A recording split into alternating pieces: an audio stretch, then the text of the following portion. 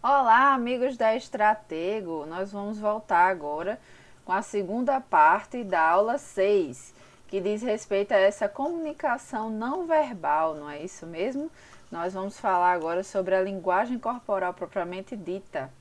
E nós temos aqui que, primeiramente, nós devemos discutir a respeito das expressões faciais, que durante a conversa, né, que nós vamos ter com nossos clientes, é imprescindível que nós possamos tentar não mostrar com expressões faciais a nossa tristeza, a nossa raiva, nosso medo, nossa surpresa, né, em momentos que você deveria ser uma pessoa ética, não transparecer outros sentimentos que você esteja sentindo ali e muitas vezes talvez até julgamentos, né, que você pode estar transparecendo pelas suas expressões faciais diante de um cliente seu na hora de conversar a respeito de um assunto terapêutico, do tratamento que ele está realizando, ou talvez um prognóstico muito delicado. Então, tudo isso nós temos que considerar quando vamos conversar com alguém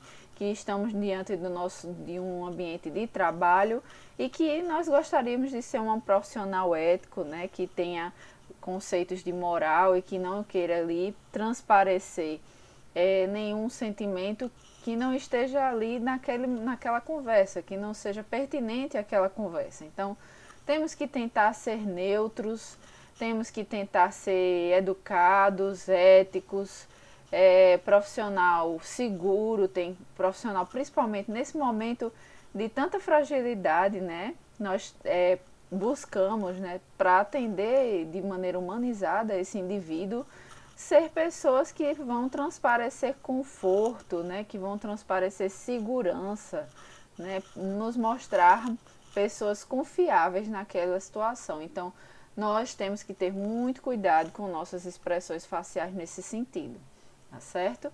Outra coisa que nós temos que ter muita cautela é com relação à nossa postura corporal. Por quê? Porque muitas vezes a nossa postura ela vai indicar se estamos inseguros ou se estamos confiantes. Muitas vezes se estamos com calor, se não estamos, se estamos com frio. Então, isso no meio de uma conversa que, no caso, uma tomada de decisão importante, ou você está transmitindo uma informação importante para o indivíduo, né, no caso do paciente, uma informação triste, delicada, você está ali mais preocupado com outras situações e está transparecendo isso por meio da sua postura, né, para esse indivíduo, fazendo com que você seja uma pessoa insensível ao que está ali sendo dito. Então, vamos tomar cuidado também com a nossa postura corporal, não estar cruzando os braços ou balançando a perna, né, em demonstração de ansiedade, né, que muitas vezes pode traduzir ali que está querendo sair daquela situação,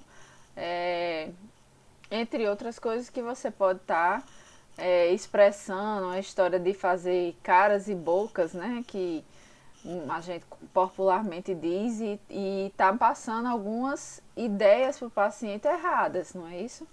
Temos que ter toda essa cautela também. Os gestos, né?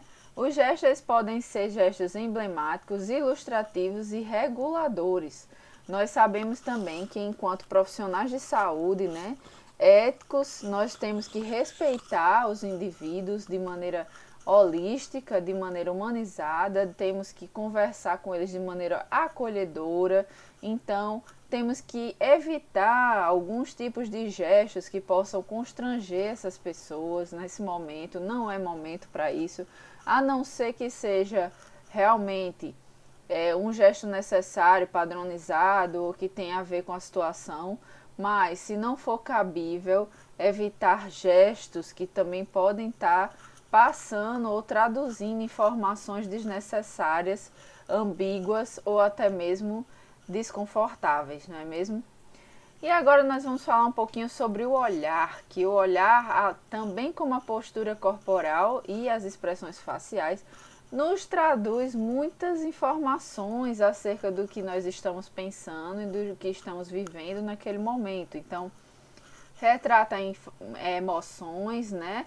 E regula o fluxo da conversação. Como assim regula o fluxo da conversação, não é? Ele, se você deixa de olhar para a pessoa, né? Se você está no meio de uma conversa importante para aquele indivíduo, né? A conversa teria um sentido muito mais profundo para o indivíduo que você está passando a informação, e você está ali mostrando impaciência, olhando para os lados, fazendo, né, esses olhares diferentes. Então, tudo isso vai repercutir na interpretação dessa pessoa, de achar que você não está interessado naquela conversa, que você está impaciente, que você está querendo fugir do assunto. E isso nós temos que evitar. Nós, enquanto profissionais, seres que estão tentando ser de maneira mais ética possível, nós temos que traduzir para o paciente confiança, neutralidade, né? Evitar que esse paciente fique inseguro diante dessas informações. Então, olhar para os lados, né? Passar mais de 50% da conversa desinteressado, olhando para outras situações, desviando o olhar. Isso vai ter como consequência que o outro vai entender que é para parar de conversar, que é para parar de falar, e muitas vezes você precisa colher informações sobre esse paciente, saber o que ele está sentindo. Então, lembrar de você não está ali,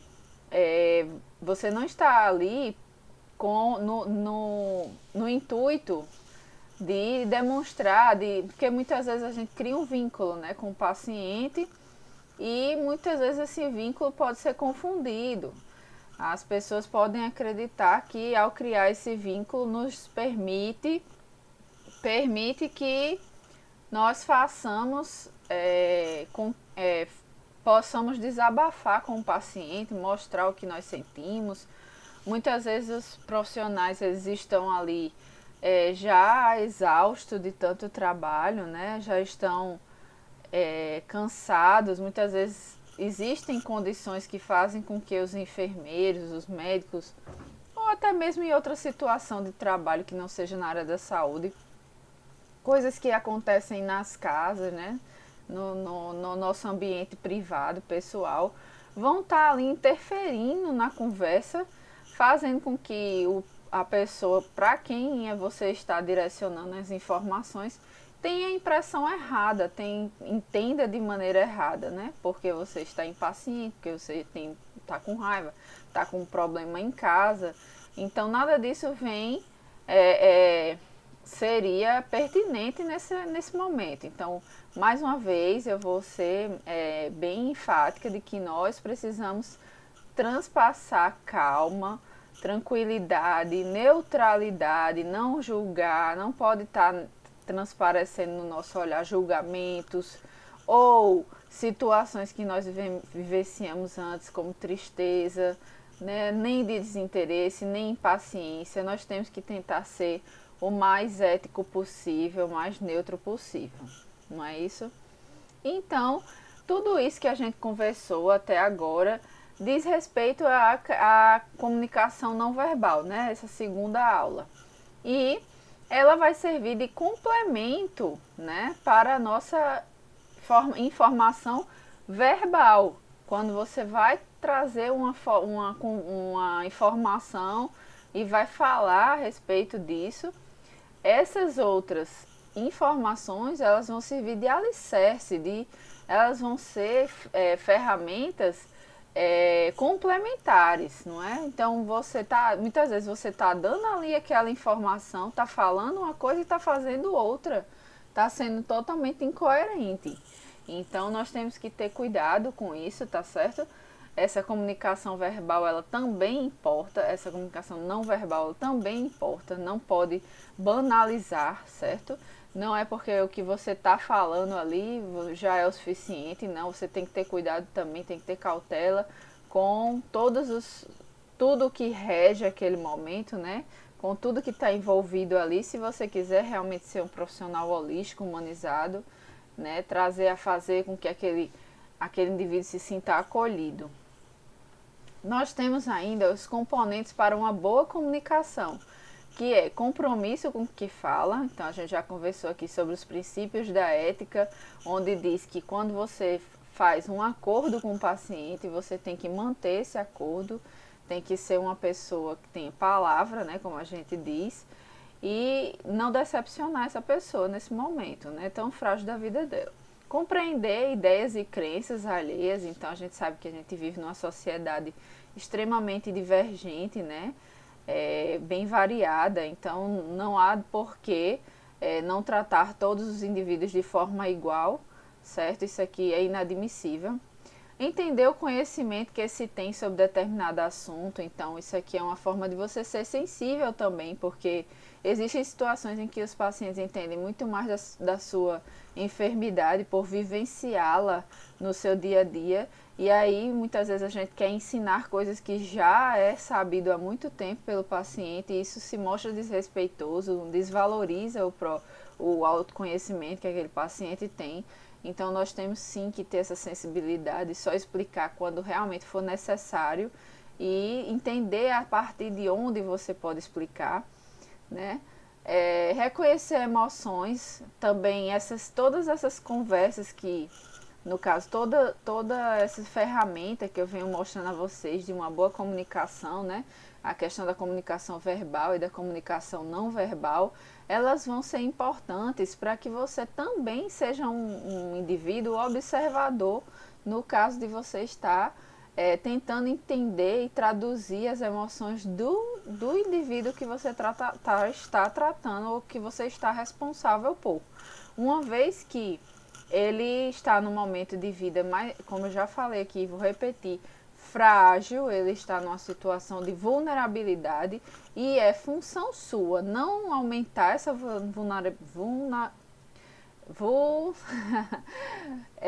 não aumentar esse problema, não é? Não piorar a situação em que ele se encontra. Então, é necessário que você reconheça essas emoções e que você saiba como agir, não ignorá-las, certo? Tem que respeitá-las, tem que considerá-las, tem que dizer alguma palavra de apoio para que ele se sinta acolhido. Elogiar quando cabível, né? Eu costumo dizer que quando vou fazer uma consulta de puericultura, eu tenho a tendência de no final da consulta sempre elogiar a mãe, né? Das crianças, porque apesar de tudo, se ela cometeu erros, todo mundo comete erros, mas ela estava ali na tentativa de acertar. Então, para que você faça com que esse paciente ele possa ser colaborativo, que já é o item a seguir, para que você faça com que esse paciente ele ajude, auxilie no seu tratamento e se sinta confiante, você tem que também elogiar. É muito importante, é uma estratégia muito importante. Então, quais são os erros mais comuns na comunicação? Ouvir pouco, falar demais, né? O famoso, nós temos 2 ouvidos e uma boca, então serve mais para ouvir e para falar do que para falar. Então, enquanto profissional de saúde, nós temos também a questão do vínculo, que eu já conversei com vocês, que tem que ter cuidado para não confundir esse vínculo com intimidade. Nós criar vínculo com o paciente não necessariamente traduz intimidade. Então isso não nos dá o direito de ser invasivos, né, de ser curioso com a vida alheia. Então tem que saber ser ético, se portar, né, saber como se portar. Não desacreditar dos sentimentos alheios. Então, por mais que você, independente dos seus julgamentos, do que você tem de conhecimento, tentar entender, se colocando no lugar daquela pessoa. Eu já conversei aqui nas aulas anteriores que é impossível você se colocar efetivamente no lugar de outra pessoa, mas é um exercício que a gente tem que estar fazendo e que a gente tem que estar tentando buscar. Não se cuidar. A questão de não se cuidar. Existe uma filosofia, né, uma teoria falada por Foucault, que é o cuidar de si. Para você cuidar de si, ela transcende a questão da saúde, né? Cuidar de si com relação à saúde, com relação à mente, né? O cuidar de si com relação à higiene, transcende isso tudo e vai até o âmbito de você cuidar de si no sentido de você tentar ser o seu melhor possível. no sentido de você estudar aquilo que você não sabe, de você reconhecer suas falhas, de você ir atrás para ir sempre em busca de algo melhor para você mesmo. E então, isso também é necessário na hora de uma comunicação, né? Você, antes de você ir comunicar algo importante, você se preparar, né? Você ter esse cuidado consigo mesmo e com os outros. E aí, os 6 passos para uma comunicação de notícia difícil, né? Nós temos aqui que nós temos que se preparar, como eu acabei de falar, nós temos que, antes de tudo, treinar, ver a postura corporal como está saindo, e ver quais palavras utilizar, né? Pesar tudo isso aí. Averiguar o conhecimento já compreendido, a gente conversou, que não ser indelicado e ignorar o que a pessoa já sabe. Entender se ela tem desejo de saber mais, de ir além e tentar sanar essa curiosidade. Divulgar informações sempre que possível, sempre que você notar que aquilo pode ser interessante e trazer mais esperanças, né? Algo parecido. Responder os sentimentos, eu já falei aqui também que você tem para que essa pessoa se sinta acolhida, que não seja ignorada, você tem que dizer algo com relação a esses sentimentos, né? Não simplesmente ignorá-los. Sumarizar as informações para que seja mais fácil de transmiti-las, né? E planificar o segmento, mostrar que existe ali uma continuidade do cuidado, que não termina ali. Então aqui nós ficamos com essa nossa aula, essa foi a última aula, não é isso, do nosso módulo de ética, bioética e responsabilidade social. Eu espero que vocês tenham gostado do assunto, né? E que vocês possam utilizá-los na prática de vocês. Lembrando que nós falamos um pouco sobre as bases e pressupostos da ética e bioética, nós conversamos sobre direitos e deveres do paciente. Agora vocês são capazes de identificar o assédio moral no ambiente em que vocês estiverem. Vocês sabem algumas implicações e reflexões acerca dos cuidados paliativos. Vocês agora entendem um pouco o que é eutanásia, distanásia e ortotanásia. E quem sabe agora vocês não seriam ótimos na comunicação diante de uma notícia muito triste. Vocês não vão ser agora pessoas mais humanizadas e capazes de transmitir essa informação de maneira ética e profissional. Não é isso? Eu espero que vocês tenham gostado. Aqui estão algumas referências e tudo de bom para vocês.